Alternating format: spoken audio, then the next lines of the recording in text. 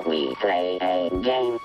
We got Star Wars Unlimited. We got classic Star Wars games. We got old school D&D, independent RPGs, mini painting, Warhammer, of course, tons of other games. But first, we're gonna need some coffee here on Board Barista Productions.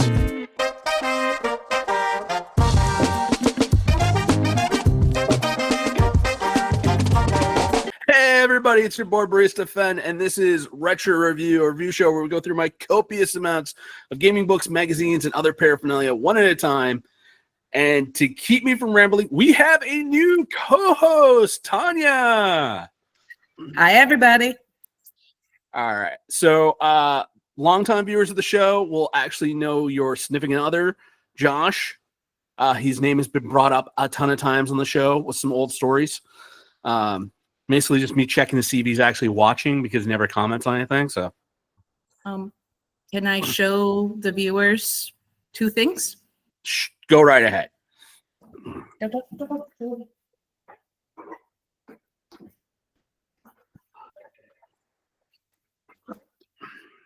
Ooh. TARDIS. Ooh. TARDIS blue ring. Nice. He still hasn't. Oh, we can shame. He still hasn't accepted the ring yet. He said maybe. So this was supposed to be in this, but you see, yeah, but that does not. That's not a real TARDIS. That doesn't work. This is like seemingly. I can put a ton of rings in here. I can put like extra dice in here. I was actually thinking you could like save that one for like the actual when he finally gets off his duff and says yes. They could use that to actually carry the rings in. Yeah, that's what I was thinking. But this came in today, and the wind was blowing it off. These are done by two local artists to the United States on Etsy. Nice. Wait, I thought you had to get those from Canada. This one? Yeah. Was in Niagara Falls. New York side, but the side that's still on the Canadian side. There's a chunk of land that's connected over on the Canadian side that they don't talk about. That's where this person is. All right, we're a D&D. This is. Tell them about the pinball machine. And Stern Pinball Company, yeah, is releasing a Dungeons and Dragons pinball machine. Starting cost $7,000. Keep talking about. Tell him everything that you told me. This would make great video. Because it's crossing D&D and pinball. It's I forgot the title of it. So a friend of mine I played pinball with up here in Maine became part of the American Pinball Company out in New Jersey. He happened to be at Pinburg, which is where a bunch of pinheads get together and play machines and do seminars and talk about what machines could potentially happen. Well, Stern happened to be there. They saw my friend and they approached him like, come work for us. Be our sales rep. So back in July when we were out in San Diego during Comic-Con timeframe, Stern had a booth set up in the free section, and my friend very kindly did not tell me they were releasing a Dungeons and Dragons pinball machine. He said they were working on stuff. It's friends and NDAs. Sometimes you just can't tell anybody. I was under an NDA I was reviewing the D&D 5th edition. I signed up to be a playtester, but I never got a group together. But I still got everything, so I couldn't talk about it with anybody. Oh, damn. Nope, sorry. All right. So, yeah. All right. Yeah. All right. So, tonight, today, whenever you're watching this, we're doing Dragon Magazine number 306 as our issue. I think I just stole your thunder because you were supposed to ask what we're doing. What is the magazine about? Dragon Magazine basically was like the player and DM side. Instead of having the adventures for supplemental D&D rules, Dragon Magazine came out once a month with each issue is like themed around certain aspects of the game, and they just be like, here's some supplemental rules, some different stuff to do, and also some game theory articles they'd have it spattered throughout. So where did you get this issue? This was during almost the last 2 years of Dragon Magazine. before they switched over to being all online. I was actually subscribed. So this is actually part of my subscription before they're like, hey, yeah, you can't renew your subscription anymore. Okay. How can we get access to the Dragon magazines? There are some websites. If you know where to look online, you can find some PDF copies of it, but some of those websites I can't go into detail about. You're going to have to do your own research, but they're out there. Or you can actually get in touch. There's a number of secondhand booksellers, especially part of the Facebook groups. There's some the old school D&D groups. Sometimes somebody will put a collection out there and be like, hey, I got these, send me some cash. You can find digital copies somewheres on the internet, but usually you can find like the hard copies. Somebody's like selling them on eBay or their own websites. Okay. With like almost all my collections like out of print stuff. So you got to either go find the PDFs or know somebody who's got a website or know somebody who's got an eBay shop. But they're out there. There's still plenty of them circulating around. Not like before the comic book days where nobody really like bagged and board anything and like saved it for years. Like the older issues, the AD&D, the original old school ones, those ones are become collector's items because they're impossible to find. But these ones in the early 2000s, yeah, they're floating around. Okay. So what are the articles in there? Okay, so we got article number 1 is Gary Gygax's column. Basically, he went through. He had this up on a soapbox column where he had a 1-page story that he would tell from the old D&D days. This one, it talks about the DM's mistake of sending monsters in waves versus like an all-out attack, because the players are able to cope and resupply and deal with the whole thing of like he could have killed the entire party if it would just be like all the monsters. But he's like, no, I'll just send a few out. And they're like, okay. Dealt with that one. Okay, heal, set up the barricades along. And, it was something the DM always did. So the players like became predictable to them. So they were always setting up. And, he wasn't really like, it was like Gygax had the whole thing like try to trick your players into doing stuff. Don't be predictable. Play with them. Bait them when they're being greedy. Punish them when they're being stupid. But just basically a good old huh? I need those magazines. The next article is they started one called House Rules. It was a monthly column where they just come up with some new custom rules that you can implement at your gaming table. They weren't official D&D, even though the magazine says official D&D. These ones were like, you can try it, but we haven't fully play tested this. This month is suggestions to allow druids to swap out basically any, like a lot of the 3rd edition, you had different classes were spontaneous spellcasters for certain types of spells. The cleric, if you had the life domain, you could spontaneously cast cure, like cure light wounds, cure moderate wounds, cure heavy wounds.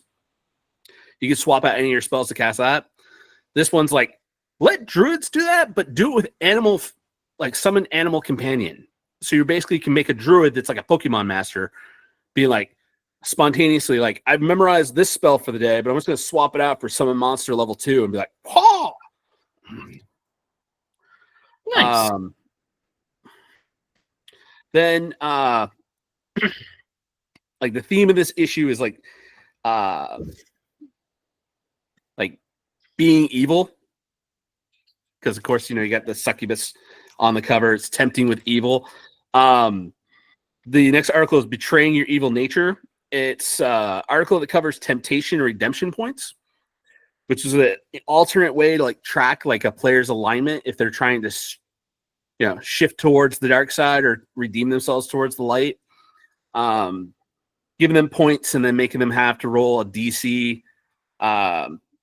a saving throw every day. I thought that was like way too like every day it's like you got to do this. I was more of like modified it for my own games to be like, no, you did something really evil. Here's the evil point.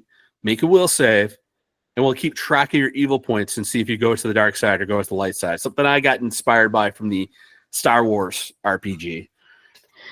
The next article is also in that evil aspect. It's by Evil Bond. There's 18 Hellspawn. It's like all these. It's the bestiary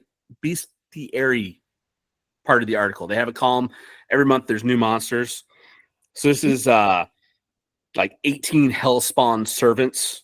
There's 6 elemental demons, 12 constructs. There are like metal-based devils. So you got like ice demons and air demons.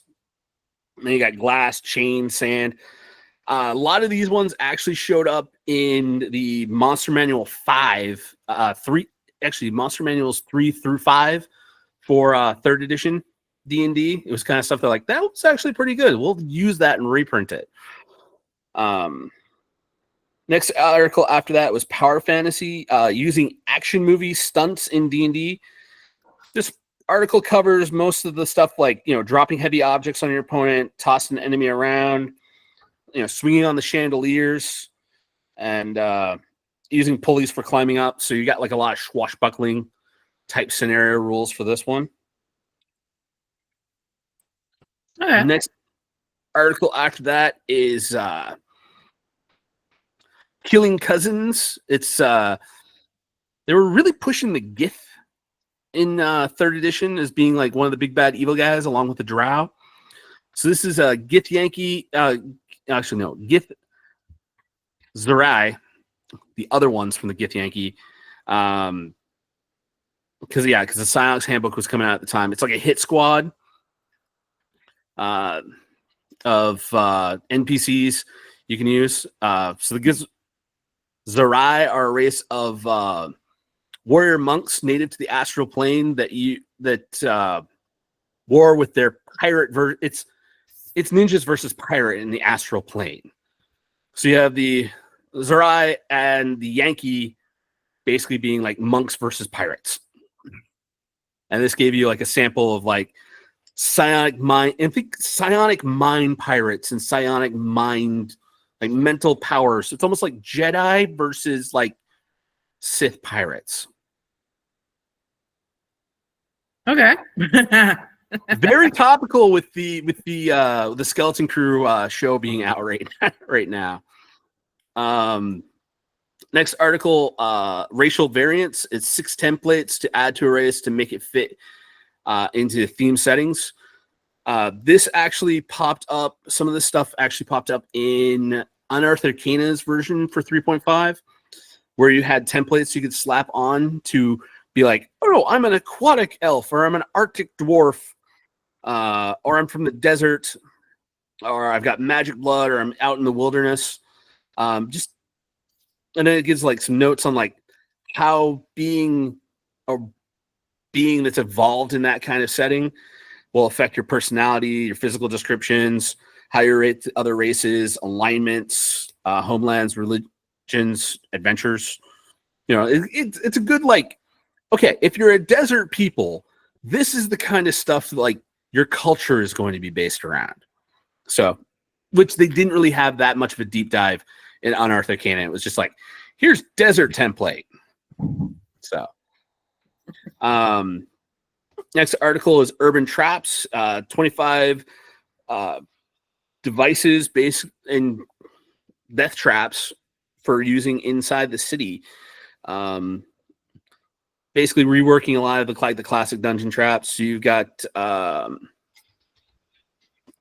of the notes I put down was shutter traps, which seal doorways if they're not disabled. So if you walk through the doorway, it's like that whole doorway just goes, and you're like, oh, we can't go back that way.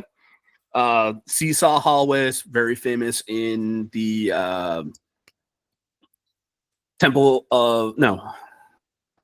not Temple of Elemental Evil. It's the Tomb of Horrors. There's a hallway that's on a seesaw. So as you walk down, it starts tilting like this and drops you down into the lava. Cool one they actually had in here was like poisoned wine bottles. Because you're like, how do you get poison in the city? And it's like, no, like this one over here at the bar, if you're just grabbing the wrong stuff off the shelf, stealing from the bartender, and it's like, roll fortitude save. It's like, what? In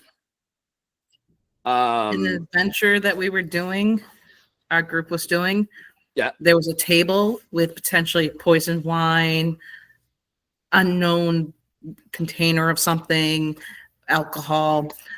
My partner rolled a 1 when throwing the bottle to me. Oh, to find out what the contents?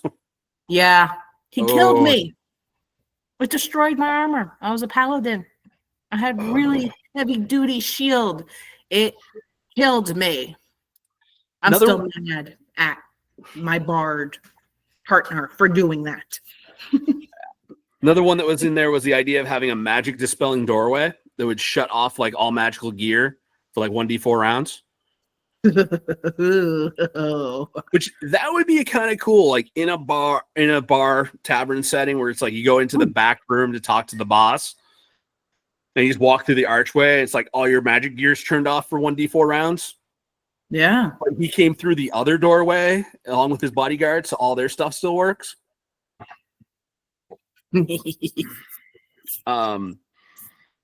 Next article, during the throughout a few of these magazines at this point, they were doing the 3.5 updates where they were going from 3rd edition D&D to 3.5 because they like had the game out for like I want to say 4-ish years. It was like not quite a full 3, not quite 5, but it was like I think it was like 4. And they're like, yeah, there's a bunch of errors in here. We need to print and we don't want to do a whole brand new edition. We just want to update everything to make it a lot streamlined and simple and kind of take away some abilities from some classes and give a bunch of other classes a bunch of abilities. So they actually be like, because fighters sucked in 3rd, but they needed like a bunch of bonus stuff to actually be good in 3.5. So they were just going through and talking about the updates every month to keep the hype train going. So when 3.5 came out, they're like, yeah, okay, everybody like knows what's happening, what the changes are. This article is where they introduced the idea of so damage reduction used to be like you need to have a plus 1, 2, 3, or 4 or 5 magic weapon in order to get past damage reduction of certain monsters. And they're like, yeah, that's cool, but it doesn't really have like a lot of the flavor because like you're fighting a werewolf, you just need a silver weapon, or you're fighting a fire demon. It's like, okay, but my sword isn't a +2 sword, it's just a +1 ice sword. Like, oh, it's got the ice type. Okay, so we started getting like weapon damage types as being the damage reduction. You need a certain magical tool, not a really powerful magical tool in order to come damage reduction. You just need to have the right kind of weapon. Which I thought was one of the cool flavor wins of 3.5 versus just straight up 3. Next article is Silicon Sorcery. Every month they would have one article in the magazine where they look at a video game and try to adapt things from that video game into D&D rules. This issue, they were talking about the Icewind Dale 2 video game. And they had this idea of, they took the idea of like battle squares. Basically, it's a small 3x3 checkerboard of 5-inch squares that basically make like, it's a trap that sets off like combat simulators. So if you step on the wrong certain square, it initiates a combat that you enter into, and you got to like try to get across these little like 15 by 15 foot sections without having like the really bad combat happen. So it's like a trap, puzzle, and combats all wrapped into one. I'm like, that'd be kind of cool for like an adventure where you're doing a lot of training missions, where you're not actually fighting like real, like going through like, because it seems silly for a real dungeon. Like somewhere's out in the middle of nowhere, somebody just put this in just to mess with the players. Yeah, DMs do that. True. But not every dungeon needs to be Tomb of Horrors. We're going to completely mess with you every week. Sometimes, you know, you need an actual, like, there's a theme here. Next article is the Living Greyhawk Journal. So during third edition, they introduced the Living campaigns. So it's a global campaign happening at home tables, gaming stores, conventions all around the world. Everybody's playing through the same like mission track, and how they would update and let people know, okay, this is the stuff that's happening. This is the new adventures that are coming out. They do a column in Dragon Magazine, give you some supplemental rules, and give you all the news. So like the first part of that Living Greyhawk Journal, number 20, is just all the updates of what's happening. And then the notes section of it was some paladins that were like keyed to certain gods in the Forgotten Realms campaign setting, because it's where the Greyhawk adventures were taking place. Next section of the magazine after that is called the Wizard's Workshop section. It's 3 articles, all designed on improving DM skill, improving player skill, and then the third one is the FAQ column for rules updates and questions. So the DM's toolbox, how to make players do what you want. Basically some tips on how to get your players to actually like move the game along and manipulate them a little bit. The tips they gave is use in media rest. So start stuff in action. You know, if everybody's sitting down and it's like, okay, everybody's sitting around the table, they're having like our games, everybody's drinking, everybody's having food, everybody's chit-chatting. If you just go roll initiative, everyone's just like, oh shoot, okay, what are we doing? Just that. Start with the action. Next tip is the easy way out.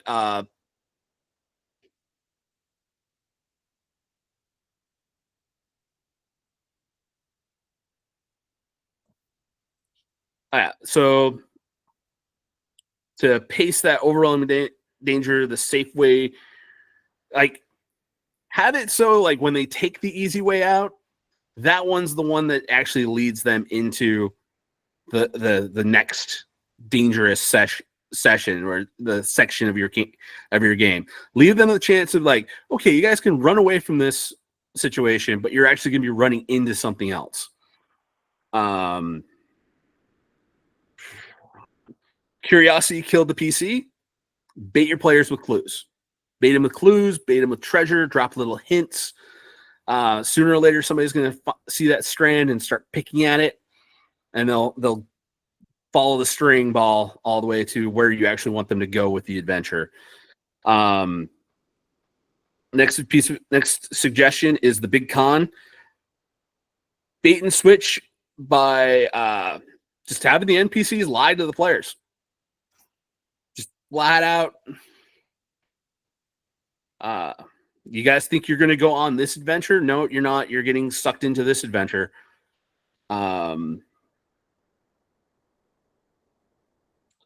Next one, they called it reinforcements to make the adventure seem easy, then add on more threats. So you could have like some low-level monsters, so everybody's confidence is kind of like, this dungeon's not bad. This is no problem. Then you're halfway into the dungeon, and that's when the actual stuff that's like appropriate level monsters start showing up. And it's like, this is getting harder. But we're halfway in. We might as well finish it. We've come too far. And unfair tactics. Cheat.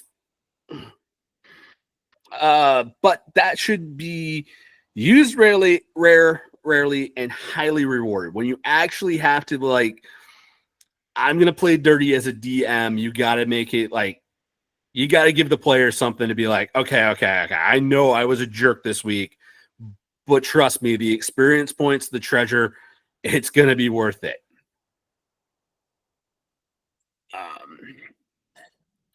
The next article is Fantasy Cities Part 3. I know you're coming into some of these a little late, but this is all notes on city adventures. Adventure ideas were plot. So it's talking about how in a city, the adventure ideas, they're plot and story driven. They're not going to be more, they're going to be less hack and slash, a little bit more political, a little bit more dealing with rival groups instead of dealing with just random monsters. The adventures will start with either your enemies, your friends, finding a job, or giving the players a choice of something to do. Like, you know, the classic message board, job offerings inside the city. And tips for the DM for running the city adventures is to try to have like a web chart of like, what if they do this, that leads over to this. So you can like plot out an idea of how the adventures go together and how they can link back over. Because it's not going to be like a linear, we're going to the dungeon, we're going through the dungeon, we get to the end of the dungeon, we get the thing, we come back, sell everything, get better gear, and then go out and find another dungeon. This is like, okay, so you're talking to this guy, you get a clue from him that takes you over here. You're going to get confused. The players are going to get confused. Have a plot map somewhere. No. And also on that, have a timeline. Like certain things that you're like, this is going to happen on this number of days in. Yeah. That way it actually seems like the tension's building.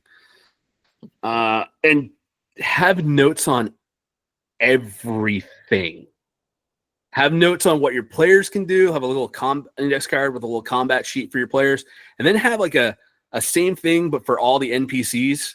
It'd be like a physical description, what they do in combat, what kind of gear they got, just some notes. You can just go grab that thing and be like, oh, they're talking to this guy. Okay, pull his index card out. All right, he's got this kind of voice. Anything you can think of, just note. Introduce a random NPC, make a note card for it. Notes. And the last article is Sage Advice. That's the FAQ column.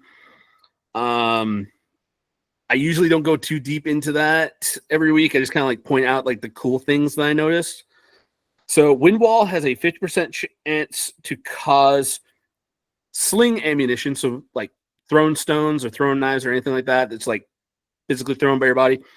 If you got a wind wall spell going on, 50% chance to miss.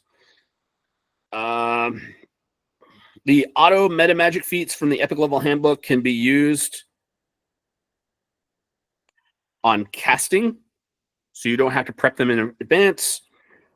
And the evasion and improved evasion work even if there is no reflex save to take only half damage. And that is one of the things I really hated about those, because they were all like, if this happens, take half damage. If this happens, take no damage. It was just like anybody who had like evasion in 3rd edition basically never took any damage from like falls or traps or fireballs. It was just like you couldn't do area effects against any of those rogues. They're like, nah, not a problem. Yeah. So that sounds like what? Yeah, so that's all the articles that were in this issue. Sounds like they actually need to keep the magazine going, because there are a lot of people that's becoming new DMs, myself included, have a 7-year-old who's steadily growing into being a DM. So, that's why I advise, like even though this stuff is for older editions, there's a lot of useful information in these. Yeah.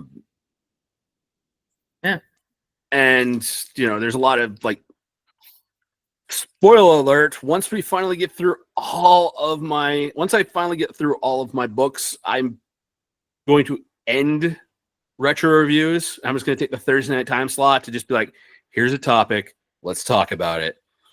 And I might open it up to a few more other players so we can get like a little round. I love to get a roundtable discussion going.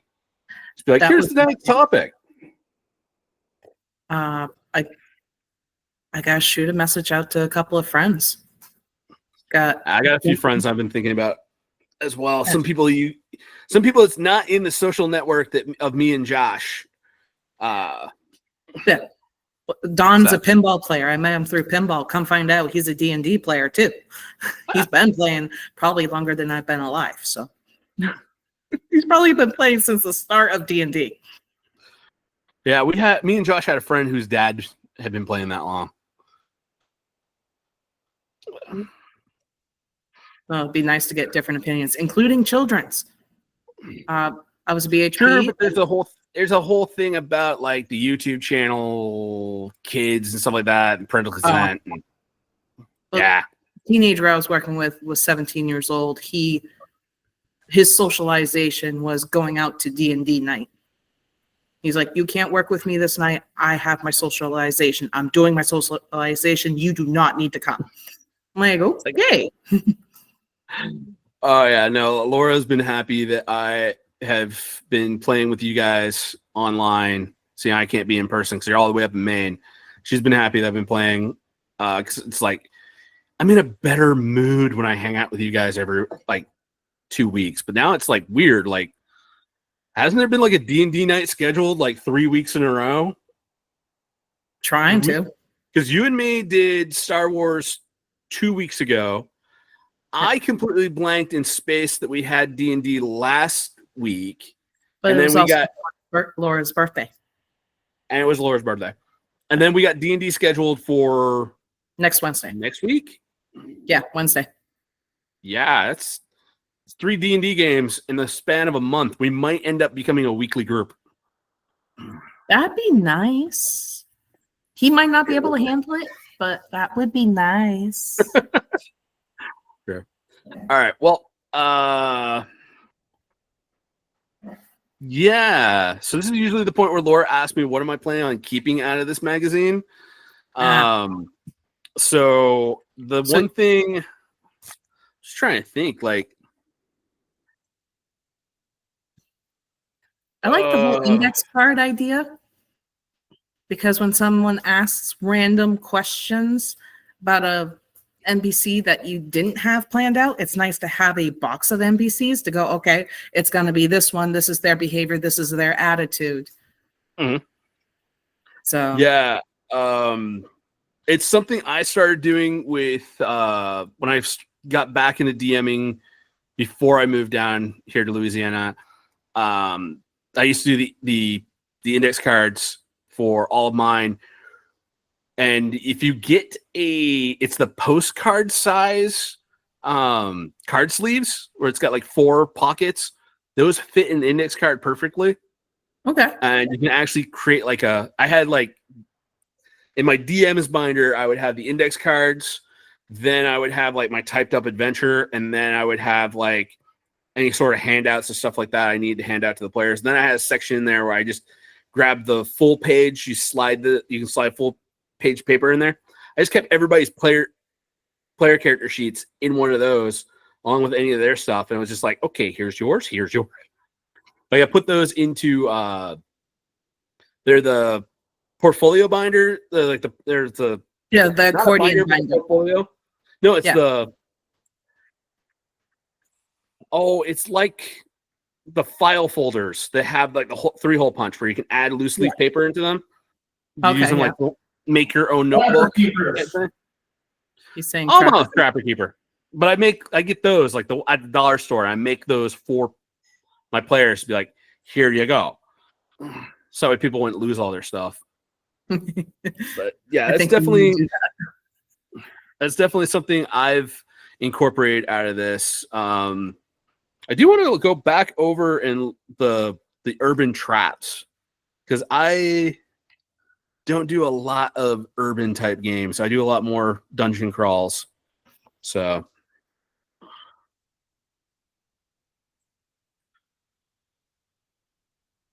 but yeah, I think that's my thoughts on what I actually would be keeping out of this, and glad that inspired you for some ideas for next time you're behind the DM screen. Yeah, because it's if I don't have a blacksmith and somebody asks about the blacksmith. And that was one of the wonderful things about these magazines and other published gaming adventures, just making those index cards to have on hand from published adventures, or like the squad of psionic monks that's in here, just copying over those stats and making notes onto those. Beautiful source of just tons of NPCs you can just have floating around in a box. Yeah.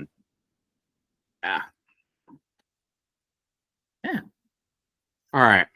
Well, I think that's all for this week episode. So, want to say goodbye? Thank you all for watching, and we hope to see you next week with the next magazine. We'll find out what it is next week. All right, everybody. Peace. Hey, everybody. Thanks for staying till the end of the episode. Remember to like, share, subscribe. Follow us on Facebook at Board Barista Productions. And if you want to support us, Patreon link at the bottom.